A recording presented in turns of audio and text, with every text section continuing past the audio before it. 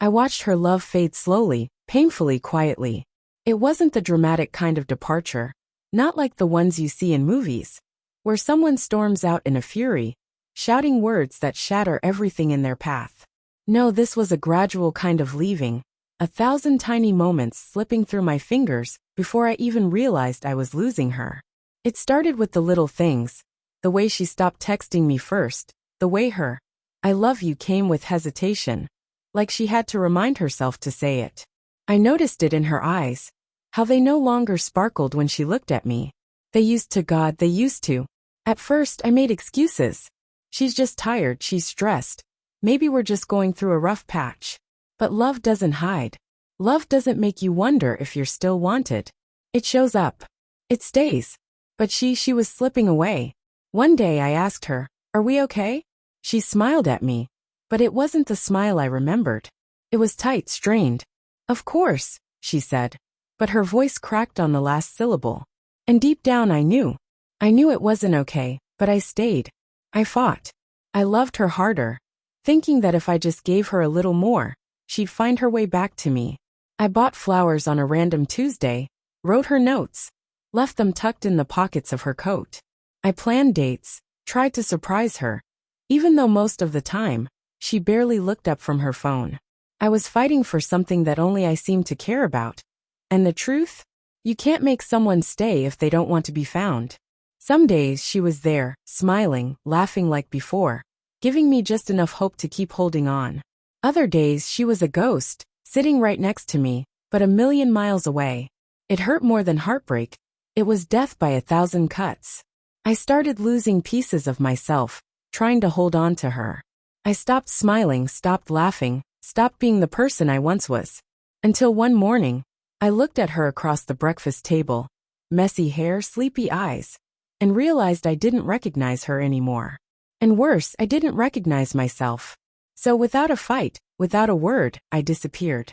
No dramatic goodbye, no last plea for her to choose me. I packed up what was left of my heart and walked away. Not because I stopped loving her, but because I finally started loving myself. At first, the silence was deafening. I kept reaching for my phone, half expecting a message, a missed call, some sign that she noticed I was gone. Nothing.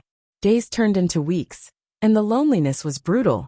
But slowly, the pain began to turn into peace.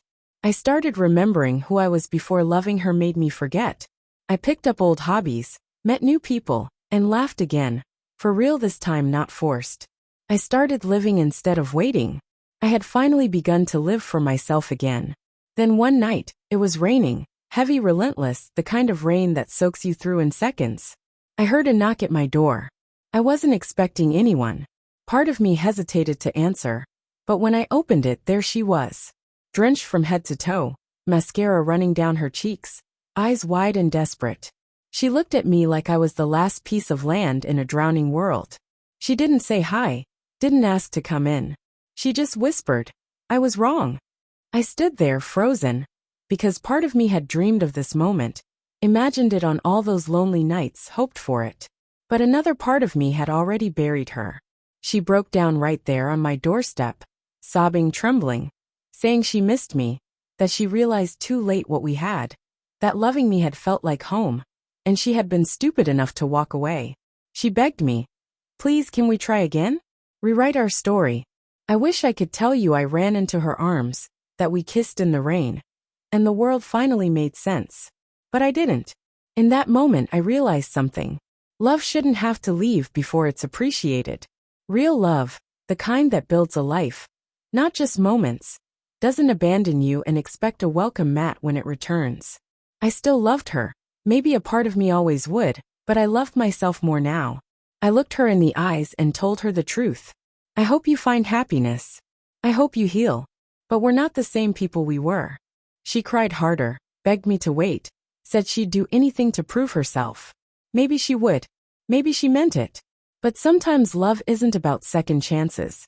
It's about knowing when the chapter is over, when the book is closed.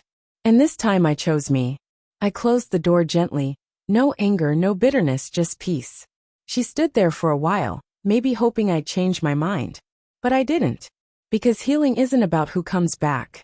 It's about who you become after they leave. And I had become someone who didn't beg to be loved. Someone who didn't need to rewrite an old story to believe in a new beginning. Somewhere in the rain-soaked night, I realized the greatest love story I could ever write was the one where I didn't lose myself again.